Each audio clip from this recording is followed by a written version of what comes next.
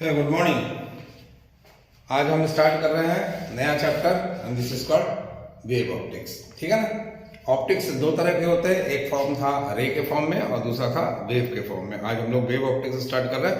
Wave optics में भी इस साल बहुत कुछ चीजें कट गई हैं, बहुत सी चीजें रिमूव कर दी गई हैं। ठीक है। और उसमें सबसे बड़ा मेन फैक्टर जो है वो है पोलराइजेशन को रिमूव कर दिया गया। ठीक है ना। तो चलिए वेव ऑप्टिक्स हम स्टार्ट करते हैं। वेव ऑप्टिक्स शुरू होने के पहले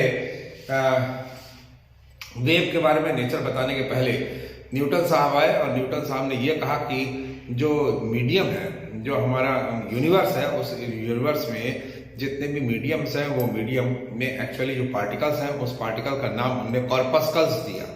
कॉर्पस्कल्स जो बोला कि ये बहुत टीनी पार्टिकल है, बहुत बहुत छोटे पार्टिकल्स हैं और ये पार्टिकल के कारण ही यही पार्टिकल है जो ऑप्टिक्स को फॉर्मेशन देते हैं, जो लाइट को ट्रेवल कराते हैं, जिससे लाइट आगे चलता है। ठीक है। ये समटाइम्स इल्यूमिनेटेड भी होते हैं और समटाइम्स नॉन इल्यूमिनेटेड भी होते हैं, यानी ये खुद ब खुद इल्यूमिनेट भी हो सकते हैं और कुछ ऐसे भी होते हैं जो नॉन इल्यूमिनेशन पार्ट में रहते हैं। ठीक है।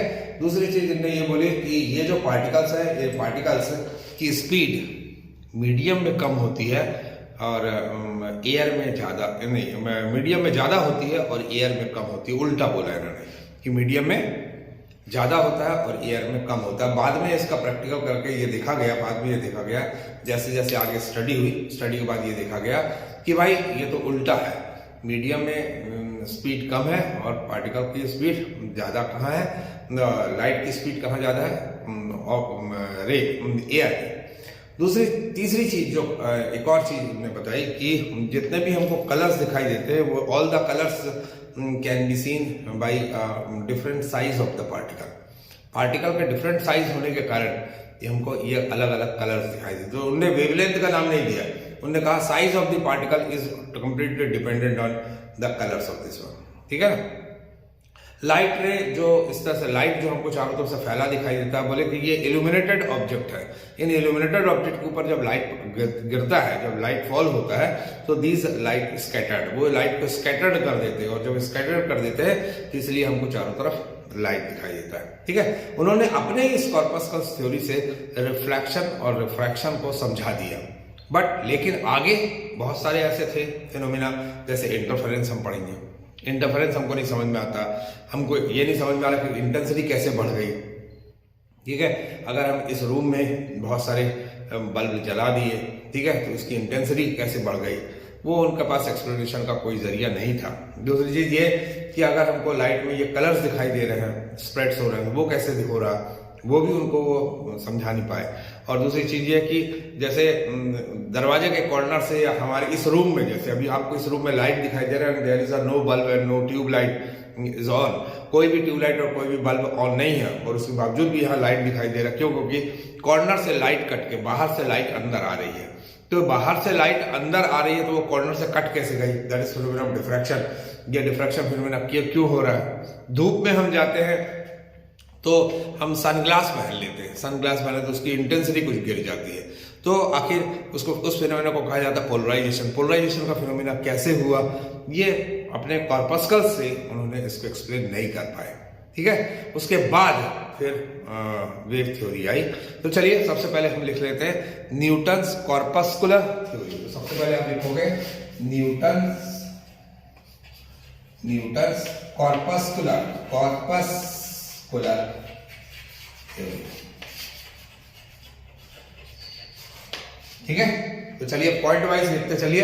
अकॉर्डिंग टू न्यूटन लिखिए, according to Newton the whole universe consists by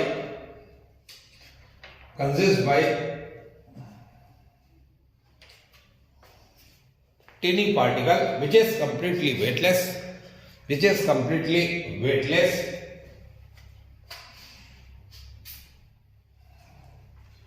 may be luminous object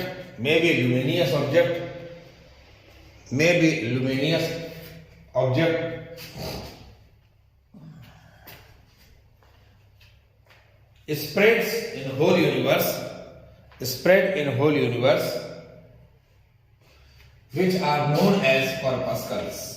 which are known as corpuscles. Okay. Number 2. These corpuscles travels in a medium with high velocity, with high speed. These corpuscles travel in a medium with high speed, whereas in air its speed becomes low.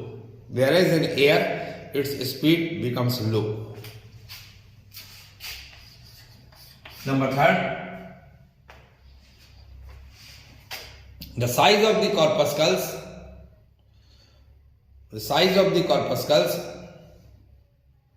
give the information of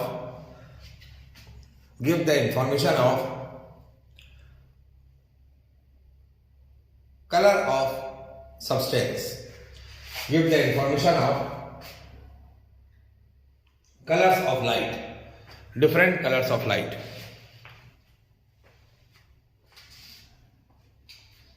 Number 4, the non-luminous object scatter the corpuscles. Non-luminous object scatter the corpuscles in a different direction,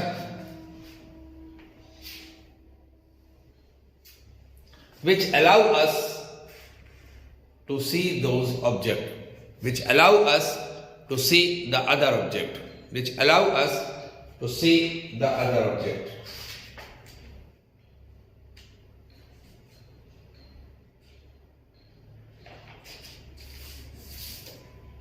okay.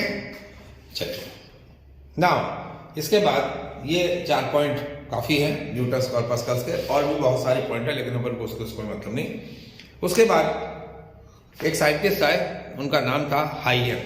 ठीक है, तो उनका नाम था क्या? हाइगन. तो अब side डालोगे, Huygens wave theory of light.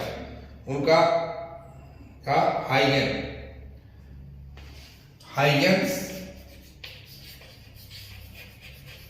Wave theory of light.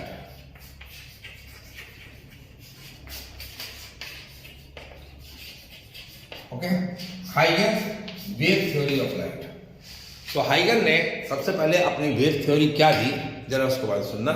उनने कहा कि ये जो पूरा मीडियम है, यूनिवर्स जो है, यहाँ पे पार्टिकल जितने भी है, these are the particles just like a ether के पार्टिकल है. That means they are having a lot more elastic property and certain density. उनकी डेंसिटी कुछ है और उनकी इलास्टिक प्रॉपर्टी बहुत है. मेरी बात समझ आ गई? So these universe are made up of ether, consist of ether particles. Ether particle मतलब ईथर के पार्टिकल नहीं है, तो ईथर पार्टिकल के जैसे ही पार्टिकल्स है और जिनकी इलास्टिक प्रॉपर्टी बहुत ज्यादा है. ठीक है. Number 2, the speed of and these particles travel in a medium in a form of wave. ये हाइगन जो बोला, जो न्यूटन साहब जो बोले थे कि कॉर्पस्कल्स जितने भी चलते हैं वो स्ट्रेट लाइन में चलते हैं. ठीक है, बट इन्होंने ये कहा कि जितने भी पार्टिकल्स है, ये ईथर के जैसे पार्टिकल्स है, ये particles travel in a form of wave. दूसरी चीज, number 3, the speed of wave in medium is always becomes less and in air its speed is more. ठीक है ना. Number 4, when they produce their wavelength, when these wave produce their wavelength, these wavelength indicates the color of light. And मतलब the different colors obtained by the different size of wavelength. wavelength के हिसाब से हम उसकी colour को observation करते हैं, जो कि हर चीज में बात सही है. ठीक है. इन्होंने सारी रिफ्लेक्शन भी फिनोमेना प्रूव कर दिया, रिफ्रैक्शन भी कर दिया, सारी चीजें एक के बाद एक प्रूव करते गए. समझ में आ गया? लेकिन सिर्फ एक ही चीज प्रूव नहीं हुई, that is called photo electric effect. ठीक है. देयर फोटो इलेक्ट्रिक इफेक्ट जब आप पढ़ रहे थे ड्यूअल नेचर, तो उसमें आप देखे थे कि इस जगह पर उन्होंने वेव ऑप्टिक्स को फेल डिक्लेयर किया था. यानी वेव ऑप्टिक्स एक जगह पर फेल हो गई. तो मतलब फोटो इलेक्ट्रिक फिनोमेना इनने नहीं किया, बाकी ऑल फैक्टर्स, ऑल जितने भी फिनोमेनास हैं उन सबको उन्होंने एक्सप्लेन किया. तो चलिए, Huygens wave theory of light. Huygens wave theory क्या लिखा, लिखो क्या बोलते हैं, लिखिए. अकॉर्डिंग टू हाइगन, according to Huygens, the whole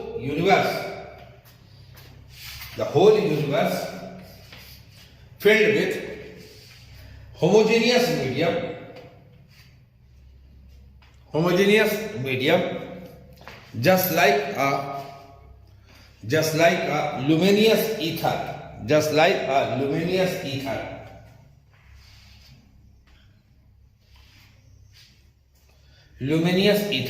they are having a elastic property,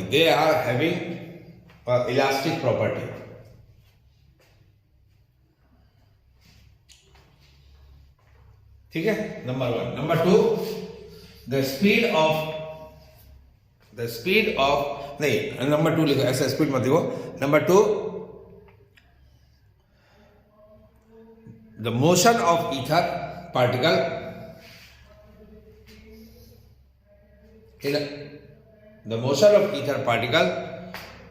always in a form of wave nature.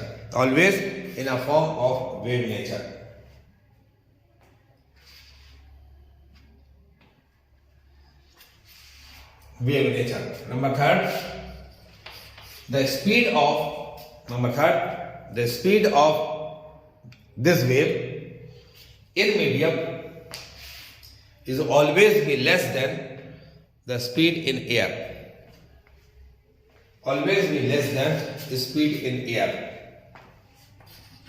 Number 4, the different colors can be seen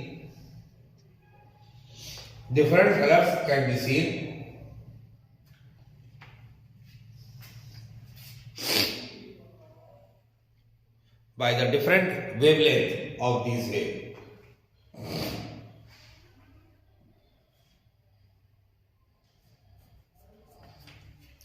ठीक है. Number 5,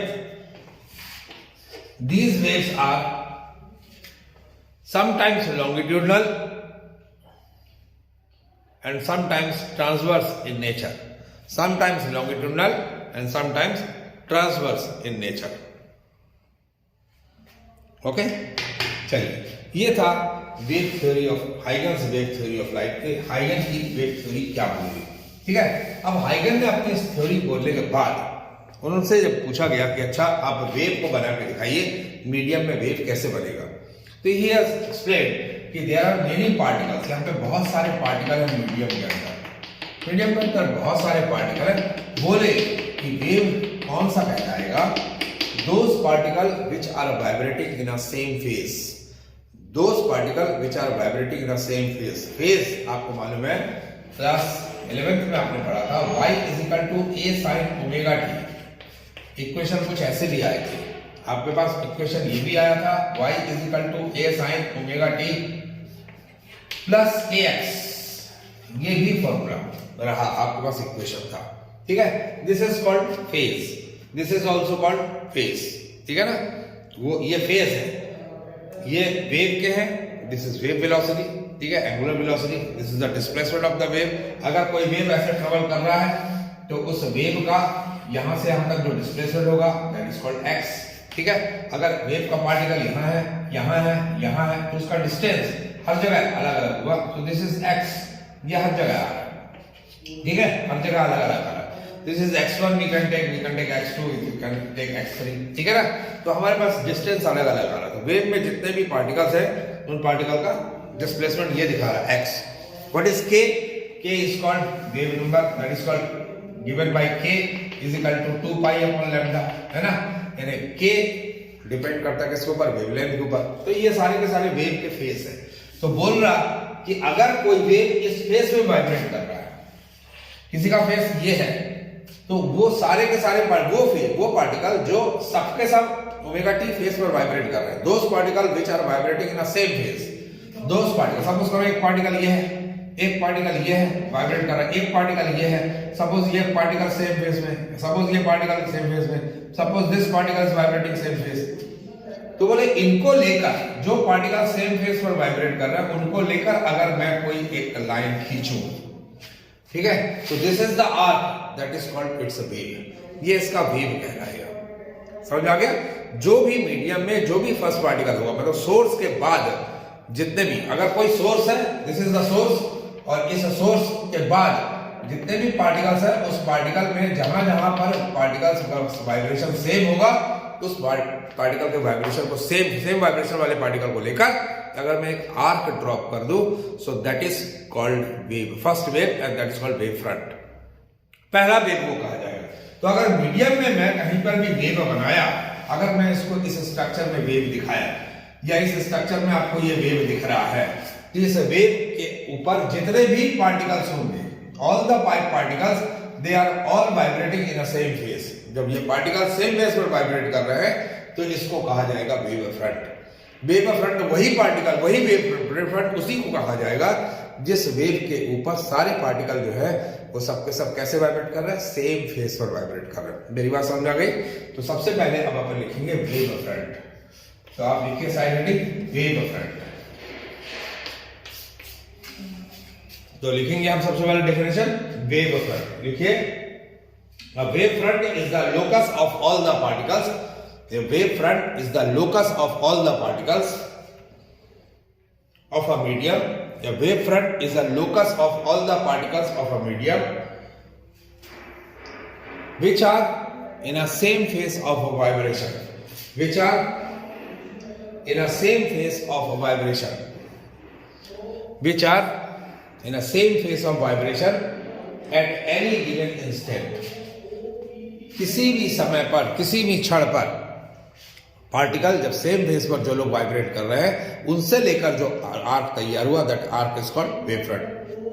तो wave front is a locus of all particles over विच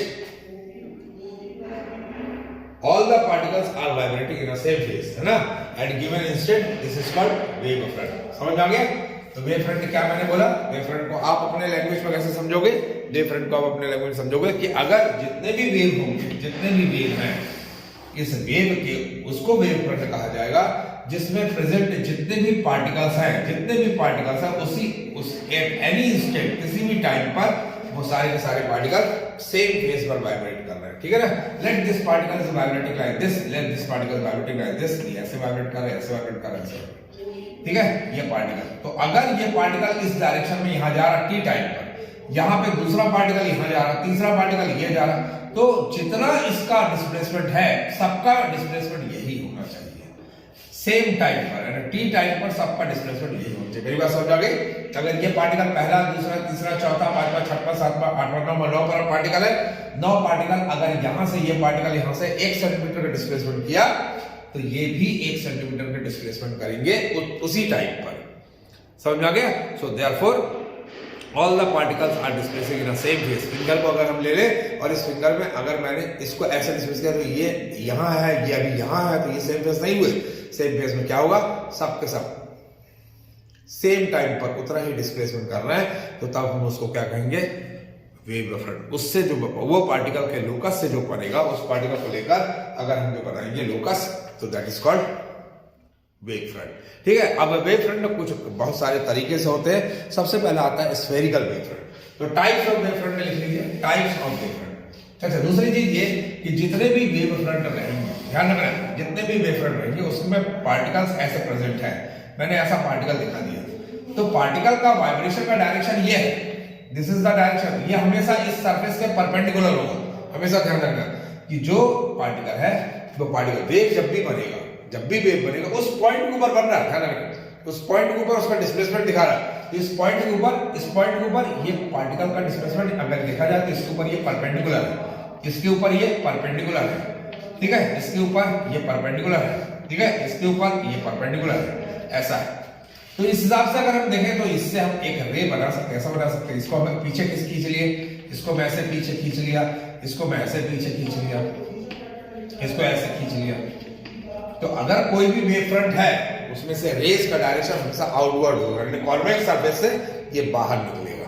मेरी बात समझ गई? Convex surface से बाहर निकलेगा और ये ऐसे दिख रहा है, इस तरह का दिख रहा है, मतलब कॉन्केव सरफेस के ये अंदर और कॉन्वेक्स सरफेस के क्या होगा, बाहर। मेरी बात समझ आ गई? चलिए, वेरी गुड। अब हमारे पास वेव फ्रंट के टाइप, वेव फ्रंट के types of wave front, wave front type of wave front. चलिए टाइप ऑफ वेवफ्रंट या टाइप्स ऑफ वेवफ्रंट। ठीक है, टाइप्स ऑफ वेवफ्रंट में हम सबसे पहले हमारे पास आता है स्फेरिकल वेवफ्रंट। स्फेरिकल वेवफ्रंट, ठीक। स्फेरिकल वेवफ्रंट को आप कैसे लोगे, जरा ये ख्याल रखना कि अगर आप एक कार्डबोर्ड ले लो और उस कार्डबोर्ड को छोटा सा छेद कर दो, और छेद कर देने के बाद क्या करना, घर में बल्ब आपका लगा हुआ है, ऐसे बल्ब लगा हुआ है, और कार्डबोर्ड को आप ले जाके ऐसे रख दो पास में। ठीक है, पास में आप कार्डबोर्ड को रख दीजिए और एक छोटा सा होल बना दीजिए, और आपके घर के पीछे वॉल है, तो आप वॉल की जगह पर आप वॉल को न देखकर आप एक दूसरा कार्डबोर्ड ले लो और उसके पीछे रखो। मेरी बात समझ आ गई? मैंने क्या कहा, मैंने कहा कि एक छोटा सा होल बना लिया, और होल बनाने के बाद यहाँ पे सामने कार्डबोर्ड को रखा और इस कार्डबोर्ड में एक होल कर दिया, मतलब ये सोर्स है, ये बल्ब है। ठीक है, लाइट यहाँ से जा रही है और इसके पीछे एक आपने स्क्रीन लगा दिया, स्क्रीन मतलब एक बोर्ड लग दिया। तो यू विल ऑब्जर्व कि इस जगह पर ये आपको ऐसा दिखाई देगा, इसकी लाइट ऐसी आएगी, गोल आएगी। समझ में आ गया? मतलब सोर्स और स्क्रीन के बीच का डिस्टेंस बहुत कम होना चाहिए। If the source and screen के बीच क्या है, और सोर्स ये मान लिया भाई, सोर्स ये था, यहां से लाइट रे आ रहा था, तो जब लाइट रे यहां से निकला तो ये सोर्स कह रहा है, नया सोर्स कह रहा है। मेरी बात समझ आ गई? सोर्स तो एक्चुअली है, तो लाइट रे जब यहां से निकला तो ये तो ऑब्स्टेकल हो गया कि आपका, यहां से लाइट रे जब निकला तो ये इसके लिए ये सोर्स का वर्क किया। तो सोर्स और स्क्रीन के बीच का डिस्टेंस जब कम होगा तो तब आपको स्क्रीन के ऊपर स्फेरिकल वेवफ्रंट दिखाई देगा। ठीक है, स्फेरिकल। और अगर यही चीज यहां होता, काफी दूर कर देता है, वॉल है आपके घर का, तो ये आपको प्लेन वेवफ्रंट दिखाएगा, लाइट ऐसे फैली हुई दिखाई देगी। तो स्फेरिकल वेवफ्रंट क्या होता है, if the source is in a form of hole या स्फीयर, अगर सोर्स स्फीयर के शेप में है तो तब उस कंडीशन में सोर्स और स्क्रीन के बीच का डिस्टेंस अगर हम कम कर दें तो on the screen we have obtain a spherical wavefront. ठीक है, we can obtain a circular wavefront, उसको कहा जाता है स्फेरिकल वेवफ्रंट। तो लिखिए स्फेरिकल वेवफ्रंट, लिखो if a point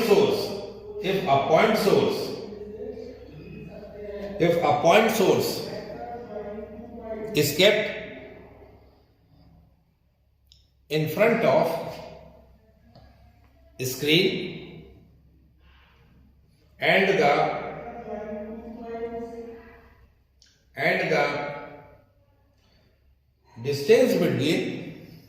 the distance between screen and source is finite, and the distance between screen and source are finite, then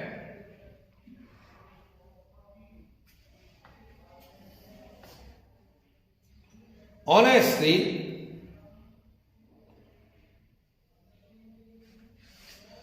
wavefront produced in a form of circle,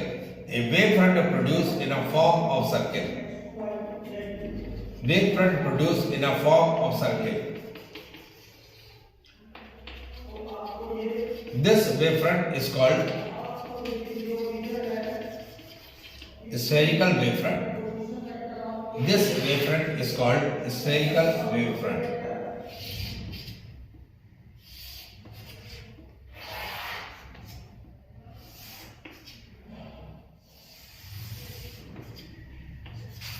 This is called spherical wavefront. Draw this one.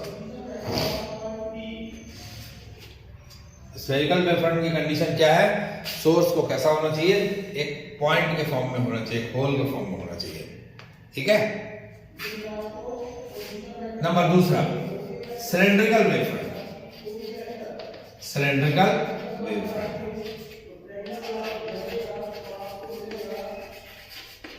चलिए cylindrical wavefront. ठीक है, अभी आपका source कैसा था, एक point के form में था। अगर सोर्स एक लाइन के फॉर्म में हो, क्या करोगे, न्यूज़पेपर को लेकर एक ब्लेड से चीर देना, और ब्लेड से चीर देने के बाद आप सोर्स के सामने उसको रख दो, तो उस लंबे ऑब्स्टेकल के पास से जो लाइट निकलेगी, और स्क्रीन अगर क्लोज रखा तो इस तरह सिलेंडर के फॉर्म में आपको वो दिखाई देगा, इस तरह के। भाई लाइट आपके पास क्लियर है, यहाँ पे एक पॉइंट था तो लाइट पे यहां से निकल रहा था। अगर आपके पास ये ऐसा है तो सीधी बात है लाइट यहां से निकलेगा। जब लाइट यहां से निकलेगा तो क्या होगा, यहाँ से निकला लाइट, ये पॉइंट है मान लो, ये पॉइंट है मान लो, तो यहाँ से लाइट, ये पॉइंट है, ऊपर वाला पॉइंट है, ये भी इसका पॉइंट है, तो यहाँ से लाइट रे देखो ऐसे निकला, ये लाइट रे ऐसे निकला, ये लाइट रे ऐसे निकला, ये लाइट रे ऐसे निकला, ये लाइट रे ऐसे निकला, ये निकला ऐसे, ठीक है, ये ऐसे निकला, इस तरह से ये लाइट रे निकला, इस तरह से। सेम सिमिलरली यहाँ भी हैपन, ये भी होगा ऐसे होगा, यहाँ होगा ऐसे, ठीक है, ये ऐसे आया, इतना समझ आ गया। उसके बाद अगर यहाँ भी पॉइंट ले, यहाँ पर भी वही चीज होनी चाहिए ना, तो यहाँ पर भी अगर यही पॉइंट ले तो मैं यहाँ पर ऐसे ले लिया, यहाँ पे ऐसे ले लिया, यहाँ पर भी ऐसे ही होगा, ऐसे होगा, ऐसे होगा, ठीक, यहाँ पर भी ऐसे ही होगा ये, और सारे के सारे सेम फेस पर वाइब्रेट कर रहे हैं। वेव फ्रंट वही होता है जो सेम फेस पर वाइब्रेट कर रहे हैं, मतलब यहाँ का डिस्टेंस, अब देखो मैंने ये डिस्टेंस बड़ा कर दी थी, वेव फ्रंट नहीं होगी, सेम डिस्टेंस, ये सब सेम डिस्टेंस, तो ये सेम डिस्टेंस है, इसको लेकर अगर मैंने एक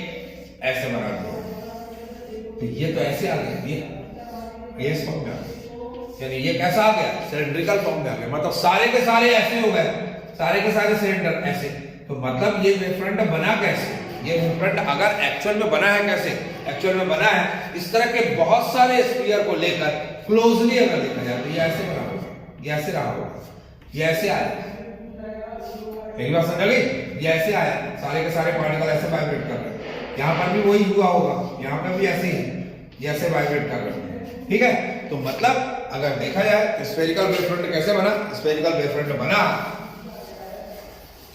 बना है ऐसे, ये एक ऐसा ले लोगे स्फीयर, एक ऐसा स्फीयर बना होगा, एक ऐसा स्फीयर बना होगा, एक ऐसा स्फीयर बना होगा, एक ऐसा स्फीयर बना होगा, एक ऐसा स्फीयर बना होगा, और सारे स्फीयर को लेकर अगर देखा जाए तो ये सिलेंडर के फॉर्म में आ गया, समझ में आ गया।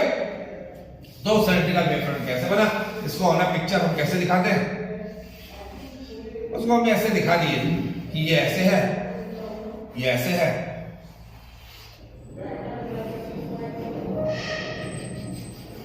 ठीक, ये लाइन सोर्स है, this is the line source, ऐसा, ठीक है, एंड दिस इज दिस,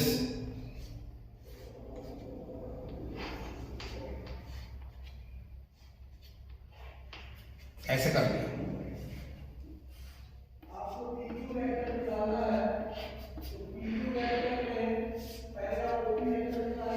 इस तरह से कर दिया, ठीक है ना। सो ऑल दिस हैपन, ये अगर जैसे ये बना है स्ट्रक्चर, सेम ऐसा ही स्ट्रक्चर हम ऐसे ले लें, ये ऐसे आया, फिर again I will take this one, फिर ये ऐसे आया, मेरी बात समझ आ गई। तो उसको अपन पिक्चर में नहीं दिखा रहे, हम इसको दिखा दे रहे हैं कि ये है आपका सोर्स, ठीक है, ये सोर्स है, और इससे निकलने वाली जितनी भी रेज हैं वो इस तरह से निकल रही है, दिस इज द रेज, ये निकल रही है, दिस वन, ठीक, ये इस तरह से दिखा रहे हैं। तो इसको हमको दिखाने की ऐसी जरूरत नहीं है, हमने सिर्फ ऊपर से दिखा दिया, ऊपर से ही आप समझ जाओगे कि ये सिलेंड्रिकल वेव फ्रंट। तो सिलेंड्रिकल वेव फ्रंट लिखोगे कि if the source is in a form of narrow, if source is in a form of narrow slits, if source is in a form of narrow slit, if the source is in a form of narrow slit, then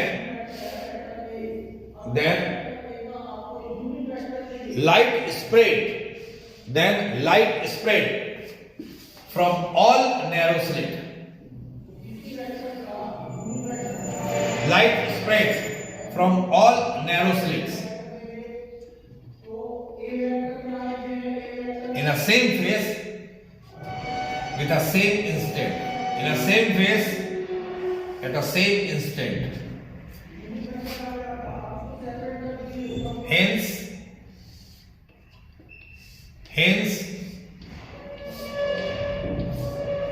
if a screen is kept near to the line source, if the screen is kept near to the line source,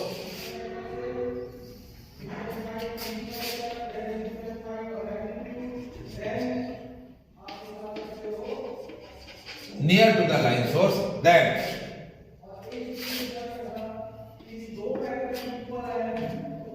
a wavefront produced in a form of cylinder. Then a wavefront produced in a form of cylinder. This is called cylindrical wavefront. This is called cylindrical wavefront.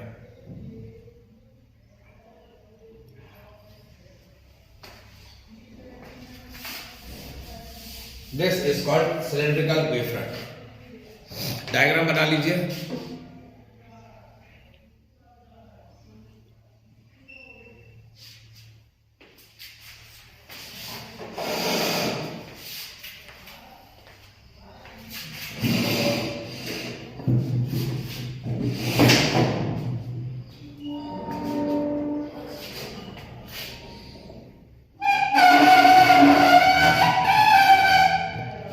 ठीक है, उसके बाद अब हम लोग पढ़ेंगे the next is plane wave front. Now next is plane wave front. तो ये था स्फेरिकल और सेकंड था सिलेंड्रिकल। दोनों में खास बात ये कि सोर्स और स्क्रीन के बीच का डिस्टेंस कम होना चाहिए। Now we are moving on to plane wave front.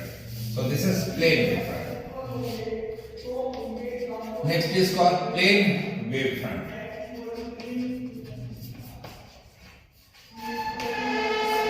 ठीक, चाहे ये सोर्स हो और चाहे पॉइंट सोर्स हो, अगर स्क्रीन और सोर्स के बीच का डिस्टेंस बहुत बड़ा रहे तो उस कंडीशन पर क्या होगा? तो उस कंडीशन पर स्क्रीन के ऊपर आपको जो वेव फ्रंट मिलेगा वो प्लेन वेव फ्रंट मिलेगा, वो लाइट एक प्लेन शीट के जैसे मिलेगी। तो that wave front is called, that means light is travelling from far point. तो अगर सोर्स यहां है, मान लो सोर्स यहां है, मान लो सोर्स यहां है, मान लो सोर्स यहां है, मान लो सोर्स यहां है, और यहां से लाइट के बहुत लंबी ट्रेवल कर रही है, लंबी ट्रेवल कर रही है, जिस लंबी ट्रेवल कर रही है, ये लंबा ट्रेवल कर रहा है। समझ आ गया? अभी डायग्राम आपको नहीं बनाना है, ये लंबा ट्रेवल कर रहा है, लाइट ट्रेवल कर रहा है। तो इस कंडीशन पर जो वेव फ्रंट प्रोड्यूस होगा on screen, that wave front in a form of sheet, ऐसा वेव फ्रंट प्रोड्यूस होगा। Let this wave front is produce like this one. ठीक है, शीट इस तरह का वेव फ्रंट प्रोड्यूस हो रहा है, this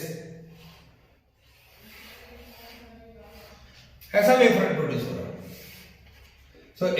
so then this wave front is called plane wave front. तो प्लेन वेव फ्रंट एक्चुअली क्या हुआ? प्लेन वेव फ्रंट का डेफिनेशन क्या बना कि the source and the screen are kept very far from each other. ठीक है, either it is in a form of hole और either is in a form of linear source. Linear source यानी slit, या तो ये slit के form में हो या होल के फॉर्म में हो। लेकिन लाइट ने अगर ट्रेवल करना बहुत दूर से, तो उन अंदर सिचुएशन जो वेव फ्रंट बनेगा, that wave front is called plane wave front. ठीक है, प्लेन वेव फ्रंट। तो यहां पे लिखोगे इफ द सोर्स और स्लिट, इफ द सोर्स और slit are kept very far from screen, if the source और slit are kept very far from screen, very far from screen, then on a screen,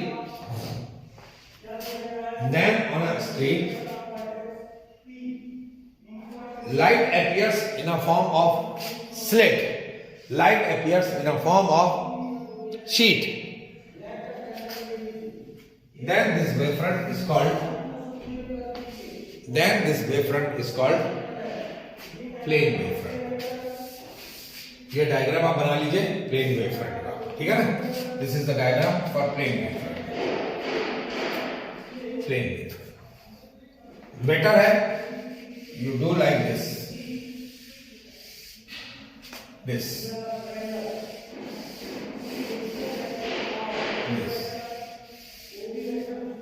plane wave.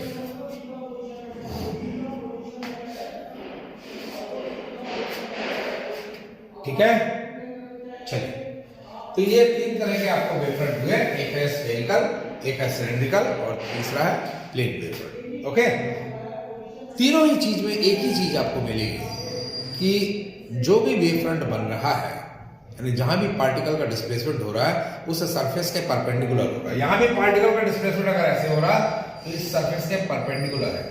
ठीक है, cylinder में भी था perpendicular था, ठीक, और सोर्स में भी था तो परपेंडिकुलर था। तो यह ध्यान रखना, वेव फ्रंट जब भी बनाओगे वो परपेंडिकुलर होगा। ठीक है, हाइगन साहब ने अपनी वेव थ्योरी दी, बोले वेव फ्रंट ऐसा होगा। दूसरा बोले कि वेव फ्रंट तीन तरह के, हम ऐसे बता दे रहे कि तीन तरह के वेव फ्रंट हमको मिलते हैं। तो लोगों ने बोला चलिए भाई वेव फ्रंट तो सही, ठीक है, समझ में आ गया कि वो वेव जहां पर पार्टिकल सेम फेस पर वाइब्रेट कर रहे हैं, इसके बाद वाला वेव क्या होगा? तो उन्होंने कहा उस वेव को कहेंगे सेकेंडरी वेव। उसको कहेंगे सेकेंडरी वेव और सेकेंडरी वेवलेट, ठीक है, तो उसको सेकेंडरी वेवलेट कहते हैं। तो चलिए हाइगन्स सेकेंडरी वेवलेट थ्योरी, अब आ रहा Huygens secondary wavelet theory, Huygens secondary wavelet theory.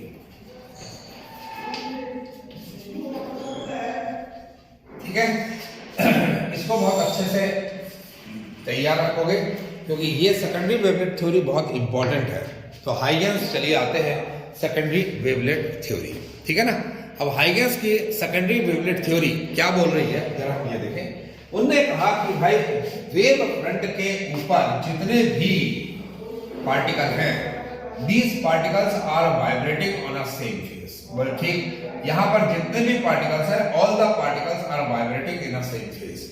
ठीक है, मतलब ये पार्टिकल की वेलोसिटी अगर v है तो इस पार्टिकल की भी वेलोसिटी v होगी, इस पार्टिकल की भी वेलोसिटी v होगी, इस पार्टिकल की भी वेलोसिटी v होगी, इस पार्टिकल की वेलोसिटी v होगी।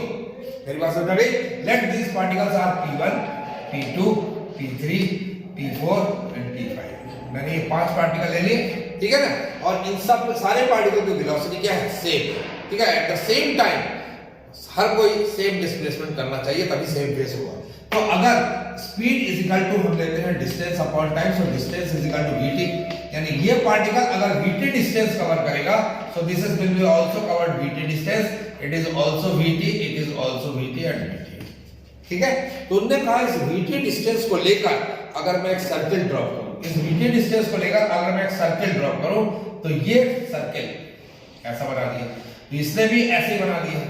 ठीक है, बोले इसने भी ऐसे एक सर्किल ड्रॉ कर दिया, इसने से भी ऐसे एक सर्किल ड्रॉ हुआ, यहां से भी एक ऐसे सर्किल हुआ। तो बोले कि इस सर्किल के ऊपर जो टेंजेंट आप खींचोगे, इस सर्किल के ऊपर जो आपने टेंजेंशियल खींचा, that will be it's a secondary wave.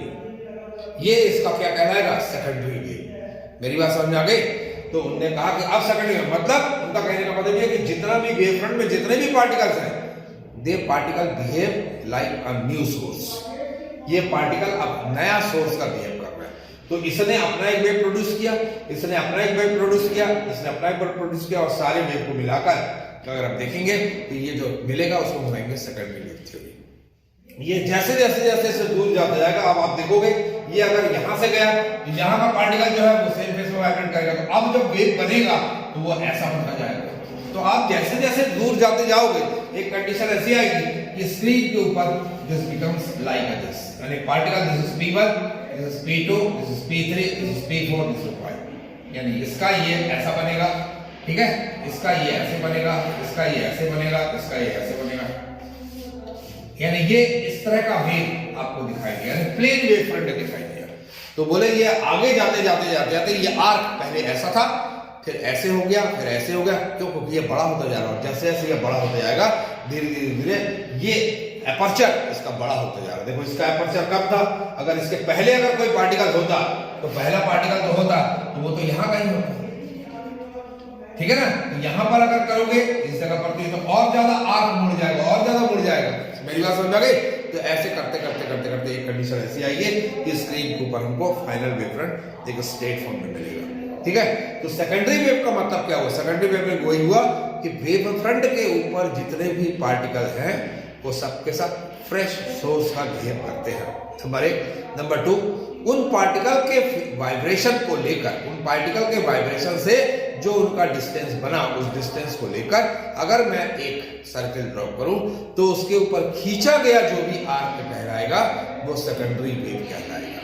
यानी पार्टिकल के डिस्प्लेसमेंट के बाद, जैसे मैं यहां से यहां डिस्प्लेस कर गया, ठीक है, मेरा फ्रेंड वहां से वहां डिस्प्लेस कर दिया सेम टाइम पर, तो मेरे इस पोजीशन को लेकर अगर एक आर्क बनाया जाए या लाइन बनाया जाए, अगला वेव फ्रंट कहलाएगा। मेरी बात समझ गई? अभी मैं यहां था तो मेरा वेव फ्रंट ये आ रहा था, मेरी पोजीशन ये थी, मेरा वेव ये आ रहा था, ठीक है। अब मैं यहां चला आया, यहां से जो भी आएगा वो अगला वेव होगा, उसके बाद थर्ड वेवलेट आ जाएगा। समझ में आ गया? तो लिखो Huygens secondary wavelet theory, Huygens secondary wavelet theory. नीचे लिखो according to Huygens, all the particles present in a medium all the particles present in a medium vibrating at a same phase in a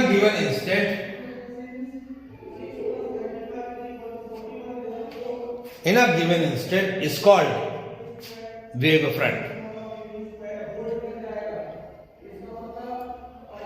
क्या लिखोगे? All the particles present in a medium vibrating in the same phase at given instant is called wavefront. These particles on a wavefront behave a new source of disturbance.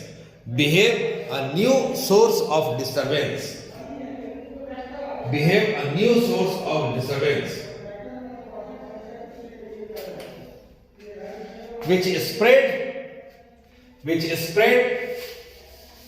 the wave in all direction with the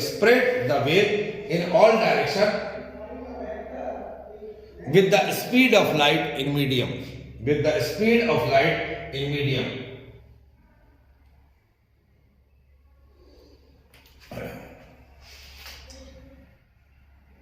लिख लिया? A tangential envelope on their displacement will behave like a secondary wavelet.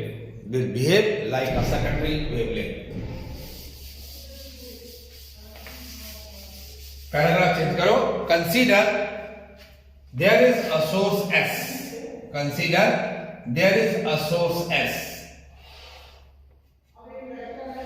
Through which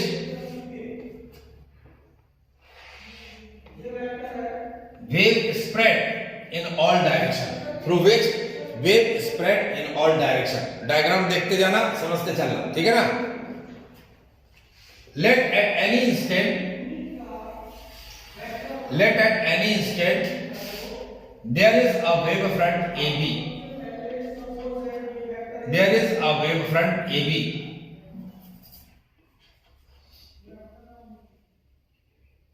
Let at any instant there is a wavefront AB.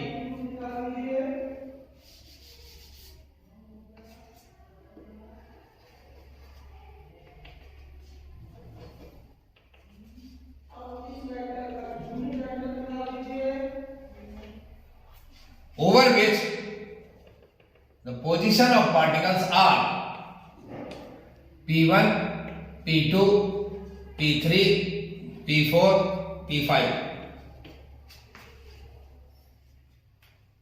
Let their speeds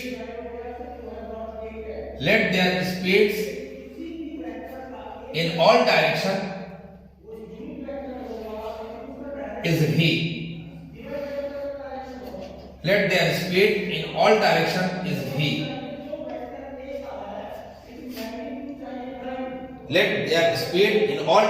is V.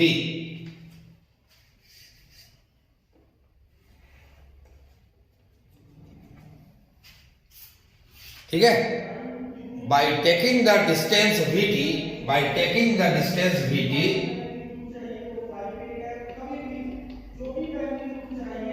if a circle is drawn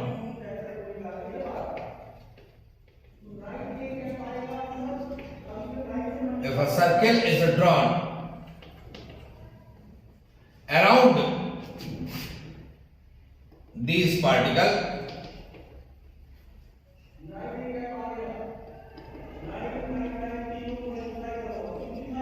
then the tangential envelope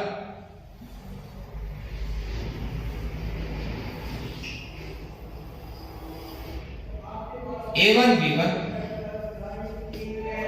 will be its secondary wave. There will be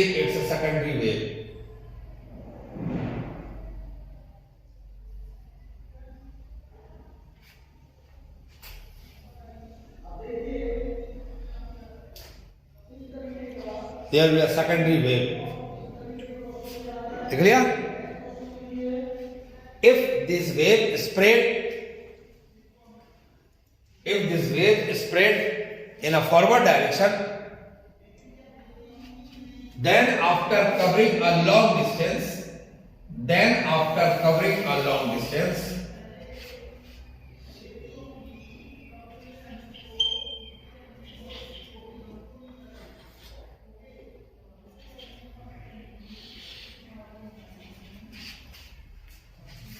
these waveform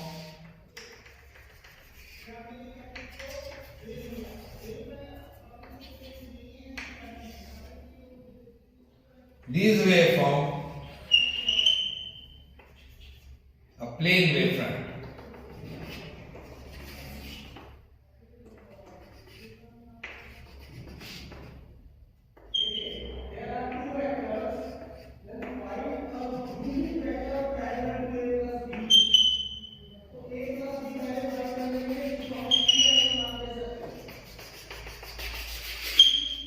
draw this. ये आपके पास आ जाएगा secondary wavelet theory के explanation. ये examination point of view से बहुत important है, ध्यान रखना। This is you will write P1, this is P2, this is P3, this is P4, this is P5, ठीक है। यहां पे लिखोगे एट इन्फिनाइट पर, जैसे दूर चले गए वहां पर आपको ये ऐसा बनेगा।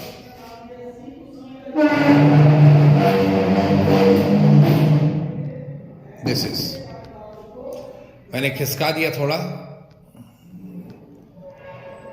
यस, ये आपके पास है, हो गया।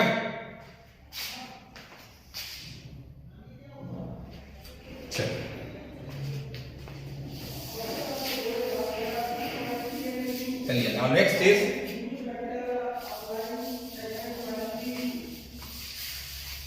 proof of reflection and refraction by Huygens wave theory, ठीक है ना। तो अब आता है सेकंड वीडियो, मैं आपको भेज रहा हूं, ठीक है, क्योंकि ये वीडियो आपका लंबा हो जाएगा। तो सेकंड वीडियो में आपको मिलेगा कि वेव थ्योरी पर रिफ्लेक्शन एंड रिफ्रैक्शन कैसे प्रूफ किया जाता है। ओके।